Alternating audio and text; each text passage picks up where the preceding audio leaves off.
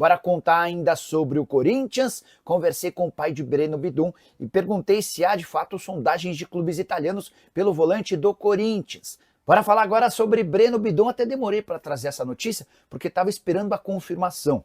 Ao longo da semana, o jornalista turco Ekrem Konur afirmou que o jogador do Corinthians está na mira de Milan, Fiorentina e Napoli, que deve pintar proposta oficial para o Timão na metade do ano. É certo, é líquido e certo que o Corinthians precisa de uma grande venda em julho. E as maiores possibilidades seriam do Breno Bidon ou do Yuri Alberto. São jogadores com maior valor de mercado e também aqueles que são mais observados por clubes europeus. Mas, na manhã desse domingo, antes de gravar o vídeo, conversei com o Glaucio, que é pai do Breno Bidon. Ele, inclusive, está no Rio de Janeiro para assistir a partida contra o Flamengo, marcada para as 4 da tarde no Maracanã. E eu perguntei, Glaucio, tem alguma coisa? Vocês foram procurados? Existiu conversa? A resposta, abre aspas, tudo conversa fiada, não tem nada, nada, nada. Falei ainda hoje com o empresário dele e não chegou absolutamente nada para nós, fecha aspas. Isso não invalida a possibilidade de o Bidon ser negociado na metade do ano. Mas, nesse momento, Corinthians e Bidon não têm propostas ou sondagens de times do exterior. Temporada do Bidon de 16 partidas, nenhum gol e uma assistência. Importante lembrar que ele jogou menos do que os outros, porque disputou o Sul-Americano Sub-20 com a camisa da seleção brasileira, se sagrou campeão e teve participação importante por lá. Só para arrematar em relação ao Bidon, contrato do volante com o Corinthians se encerra em dezembro de 2029. Foi renovado no início desse ano e o Timão tem 90% do valor de uma venda futura. Em janeiro, o Corinthians chegou a recusar uma proposta de 15 milhões de euros de um clube inglês. Para arrematar, curiosidade sobre o confronto contra o Flamengo marcado para esse domingo.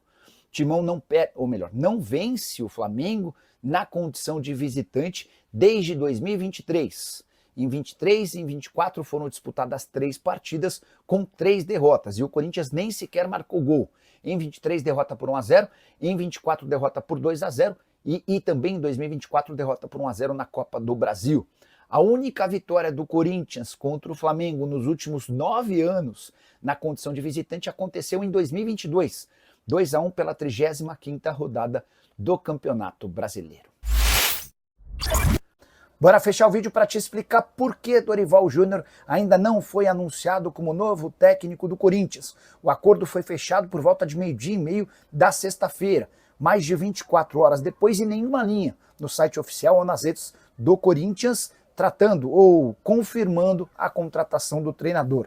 Pergunta que eu fiz hoje para uma pessoa do Corinthians e do staff do Dorival é se corria-se o risco de o negócio cair e o porquê do motivo da demora nesse anúncio. Ambas as partes asseguram que está tudo fechado e que o Corinthians só vai anunciar o Dorival a partir do momento que ele assinar o contrato. A tendência é que a assinatura desse contrato aconteça na segunda-feira.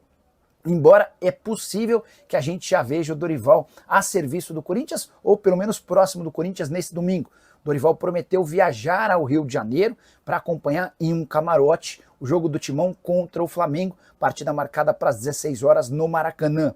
Como ele só começa a trabalhar para valer na segunda-feira, na reapresentação do elenco, é nesse momento que ele vai assinar o contrato e será anunciado como novo comandante corintiano. Dorival, que assinou contrato ou vai assinar contrato até dezembro de 2026, quando se encerra o mandato do presidente Augusto Melo, e terá direito a um salário de R$2,5 milhões mês. Esse valor inclui também os membros da sua comissão técnica, o maior salário que o Dorival já recebeu desde que se tornou treinador. Só para completar, é importante contar ainda que o Corinthians se envolveu em mais uma polêmica, agora envolvendo uma dívida com Giuliano Bertolucci. A dívida é de R$42 milhões pela compra do volante Ramiro. O Corinthians pegou o Ramiro sem colocar qualquer dinheiro e prometeu que quando vendesse o Ramiro devolveria o dinheiro ao Giuliano Bertolucci. Acontece que o Ramiro chegou ao Corinthians, foi utilizado, acabou por deixar o Timão sem contrato no fim do vínculo e a partir daí o Giuliano Bertolucci começou a cobrar uma dívida que chegou a bater 42 milhões. O Corinthians contesta 6 desses 42 milhões de reais. E aí essa confusão também envolve a recuperação centralizada de execuções, enfim, um verdadeiro caos que precisa ser explicado o mais rápido possível por dirigentes alvinegros. E você, o que pensa do Corinthians de Dorival? Vai dar conta do recado, não vai? Não esquece de deixar like e se inscrever no canal. Fala pessoal, estamos aí com atualizações importantes do Corinthians. Se inscreva e ative o sininho para receber mais atualizações do Timão. Deixe seu like, que é muito importante para o crescimento do canal. Utilize o espaço aqui embaixo para registrar sua opinião.